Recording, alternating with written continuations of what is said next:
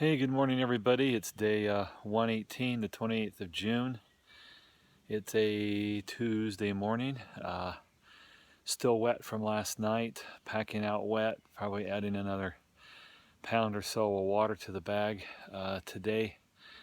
Slept real well on the hammock last night, especially once I finally got that sweet spot again and figured out where that was at. Slept a little cold without an underquilt. Use my little Z seat to help a couple of cold spots. Tonight I'll probably go ahead and put a little bit of air in the Neo Air and slide it in between the layers. Let's see. Wow. Slept so well that I slept in an hour, so I'm getting a late start. It's 8:45 right now. I have no water, so on the way out I've stopped at the spring here. It's a pipe spring, and gonna fill up with. I'm gonna try and drink at least a liter more if I can get it in me. And I got to debate if I'm gonna carry 2 or 3 liters. There's water in a mile, and then another in a mile and a half, and then there's no water until the next shelter, which is after 12 miles. So this is a 13-mile day. So 13-mile day is kind of hard on me, getting a little late start. It's overcast. That might help with my water consumption. So I've got to decide, do I want to try and carry 3 or just carry 2 and take a chance? I'm thinking about just doing 2, see how it goes until I get to that next water source, and then drink some more, and then see if I need to tank up to 3. No sense in carrying 3 right now off the bat when I've got a water source at a mile and a half. So anyway, that's some of my thinking for today. Terrain is a lot of ups, a lot of downs, kind of looks like ridgeline kind of type stuff. Could be rocky, we'll see. Anyway, let's go hike on. Azalea, blueberry, mountain laurel, black huckleberry, and trailing arbustus. These are the members of the heath family.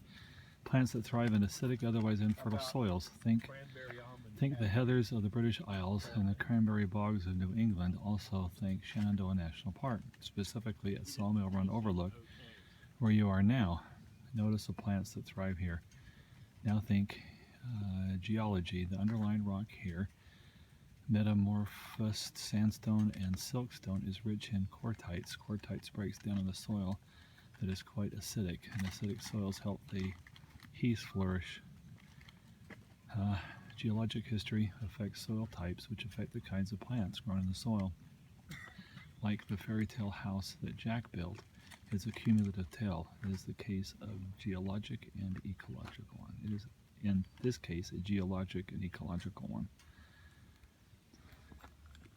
Then we have the sweet pine sap, goat's rue, butterfly pea, slender lady's tresses, trailing arbustus, and elfin butterflies. Alright, not much of a view. Okay, I'm just up from Turk Gap a little bit. Found a place with some good flat logs and a little bit of a breeze. The humidity is about 90-95%. It's been brutal today. I am just soaked. Alright, lesson learned.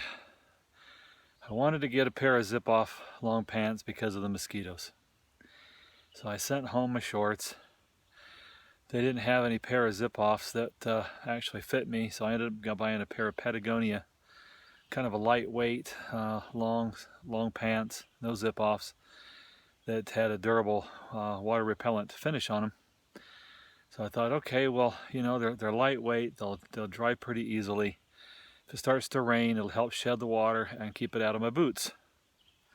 One of the problems I have with shorts, well, not the case. This particular pair of pants, yes, it sheds water to a point until it gets waterlogged. Then it doesn't seem to want to evaporate as fast. Of course, you know, the humidity's affecting that. But down around my calves, the pants tend to cling to my skin, which then channels the water down into my boots. So I've been walking for, let's see, it's noon, 3-ish hours, and my boots are full of water, which is basically sweat. They're sloshing. So not good. So I gotta figure something else out. May have to pull into town, go to a Goodwill or something, and just pick up a pair of athletic shorts or something and use those to hike in or something until I can find something that'll work. So, all right, I'm gonna sit here with a cool breeze, gonna get some liquid in me, get a little lunch, and start hiking on again. See you later. Well, this is everybody's dream Appalachian Trail right here. Almost level, smooth, no rocks, lined with pine needles. It's nice and soft on the feet, cushiony, it even feels good. Now, today's hike, it's about 3 o'clock. I'm probably over 10 miles in, maybe a little more, and it's been, you know, compared to the rest of the AT, relatively flat. Now, there's been ups and downs, mind you, but there's been long areas of kind of flatness, and I only had one little section for about a quarter mile that had some nasty rocks in it. Had a little bit of slipping and sliding and root slipping and tripping this morning with, you know, the coming out of the shelter with some of the, where it rained, and some of the rocks were still slippery and the roots were still slippery. I was not the first one out of camp, so the people ahead of me got to get their muddy boots all over the roots and hide them. So there's one good reason after a rainstorm to be one of the first ones on the trail is that. So once again, if there's a flat area in Virginia, Shenandoah National Park so far the first 2 days probably gets the award for the flattest of all. Not flat, but flatter. It's all relative. Can you make up time? Somebody that's been already doing 20s can probably make a mile or two extra for the same amount of effort today. Me, I just hope to be able to get to 15 and get to the camping spot in time to have enough sunlight to hang my clothes up and dry out some stuff. I stopped about an hour ago and wrung out my socks. Got the sweat out of them, water out of them. It does feel a little bit better not to be squishing so much while I'm walking. I am worried about trench foot. I got to do this tomorrow.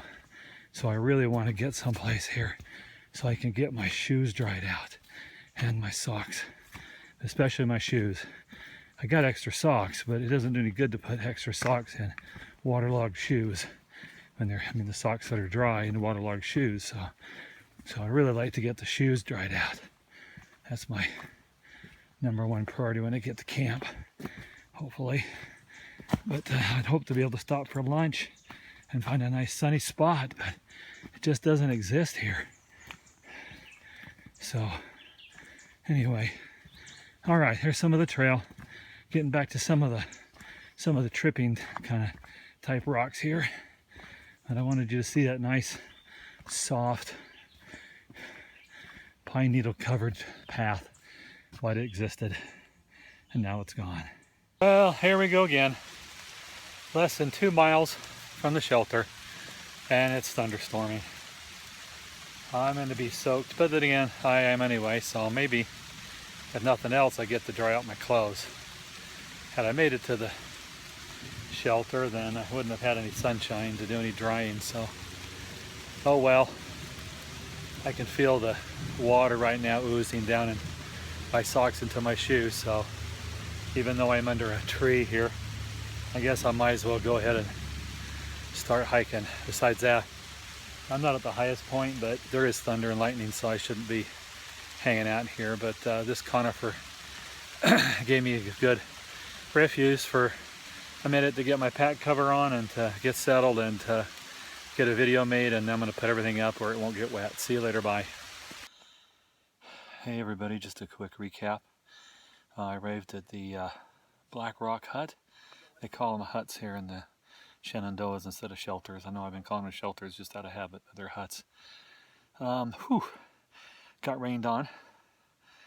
Got good and wet, good and soaked, just like yesterday. Although by the time I got here it had stopped raining, so I didn't have to set my tarp up in the rain like I did, yesterday. And that worked out well to get the tarp up first, and then I could get in here and put the hammock up and unload some stuff from my pack underneath the tarp and kept everything dry. So in that sense, it's a lot better to hammock than it is to tent if you have to set it up in the rain. But I never had to set my big Agnes up in the rain. The closest I came was in the Smokies, and it had kind of stopped. I mean, it was still blowing out of the trees, but I managed to at least get it up without too much water on the inside. But been pretty lucky. I sweat a lot today, filled up my boots with sweat, so my long pant idea is not working, so I'm going to have to do something and get some, I don't know where the next outfitter is. I was disappointed that there wasn't much in the way of convertible pants that fit me at the last outfitter there in Waynesboro. You would have thought that they would have had a good stock of stuff, so oh well. All right, I've eaten. I'm still dehydrated. I need to get some more water in me. You got to be careful with that, because otherwise I'll just be up all night going to the bathroom. I don't want to do that either. So, but I do need to get enough that my systems function well. So, all right, from inside the Superfly from Warbonnet and sitting in my my easy chair, which is my Blackbird. This is Big Bird signing off. See you tomorrow, folks. Bye.